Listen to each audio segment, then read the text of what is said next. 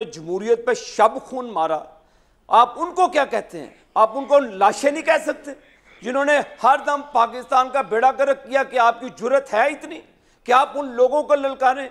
8 साल जनरल मुशर्रफ रहा, 10 साल यहाँ पर जनरल ज़ियाउल हक की हुकूमत रही, पर 42 साल उन लोगों की हुकूमत रही। आपकी जबान नहीं लड़खड़ाती उनके खिलाफ बात करने के लिए? आप हम जैसे लोगों को लाशें कहते हैं जिन्होंने पाकिस्तान के लिए कुर्बानियां दी, अब जिला वतनियां काटी?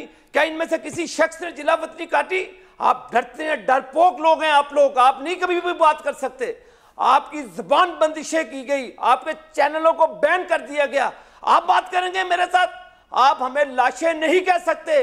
आप सबसे बड़ी लाशें हैं जिन्होंने जमहूरियत के ऊपर गाली दी, जिन्होंने जमहूरियत को गिराने के लिए आप सहारा बने टीवी के ऊपर। आप लोग हमें गाली देंगे, गाली की जुबान में आपसे बात करेंगे। आप हमें लाशें कैसे कह सकते हैं? हम अपने कंधों पर उठा